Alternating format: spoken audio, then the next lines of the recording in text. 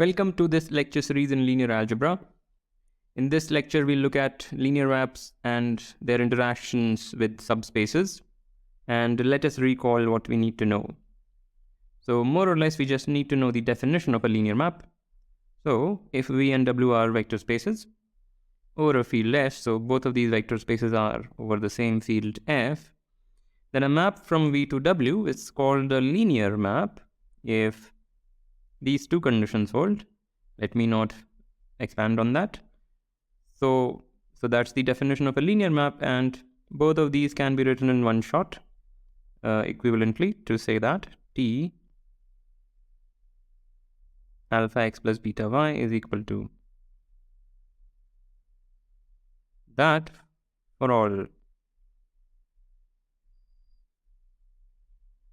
Right, I failed to emphasize this in the last video, but I'm sure you realized it.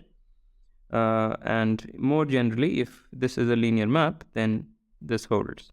So what we are saying for two vectors x and y actually can be said for n vectors, and that is actually just a simple consequence of this and induction, if you want to be completely formal.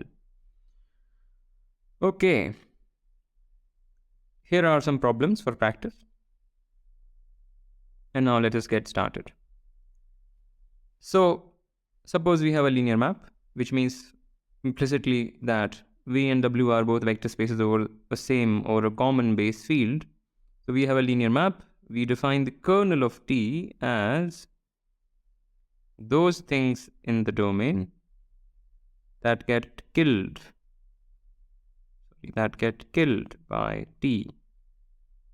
That is the definition of the kernel of T. This is called the kernel. Okay. And you may note that this is same as the preimage of 0 under T. Okay. And we have this image of T. This is nothing new. This is just the image of the map T.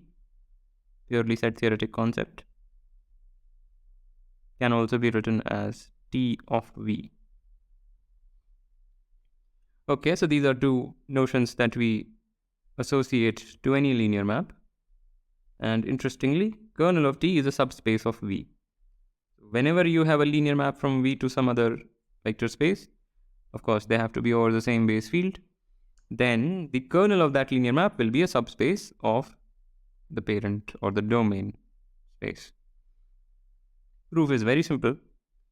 One just needs to check the addition and scaling property, meaning that kernel of T is closed under addition and closed under scaling.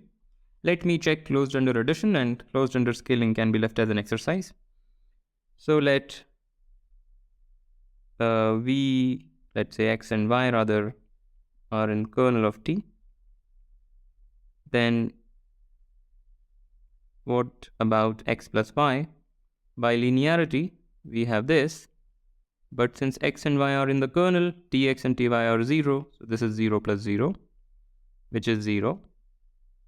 Which implies, basically this is the upshot, that this thing is 0, which implies x plus y is in the kernel. So this shows closure under addition. Similarly, you can show closure under scaling. And that finishes the proof. And similarly, image T is also a subspace, but of course, this will be a subspace of the target. And this is also very easy. Let me do the addition part. So let's say, what notation is good? Let me stick to x and y, although that can be confusing. So suppose x and y are in the image of T. Then we can find two vectors in the domain such that this is by definition of image. If two things are in the image, they are the images of some things in the domain. So that's just a matter of definition. Therefore, x plus y is tu plus tv, but now use linearity to write this, which implies x plus y is also in the image of T. And that shows closure under addition. One can similarly show closure under scaling. Fine, so these two are subspaces. One last thing that we want to show is an interesting property again. So we have a linear map from V to W, and U is a subspace of the target space. Then the preimage of U under T is also a subspace of V. So what is preimage of U? First of all, let me just clarify what that is. It's a purely set theoretic notion. Those vectors in the parent space such that their images lie in U.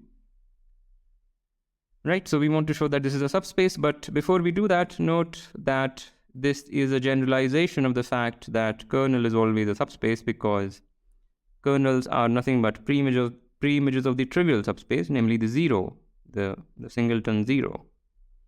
So this generalizes the fact that kernels are subspaces. Anyway, so the proof again is very, very simple. We'll just do closure under addition. So let's say x and y are in the preimage of U. Then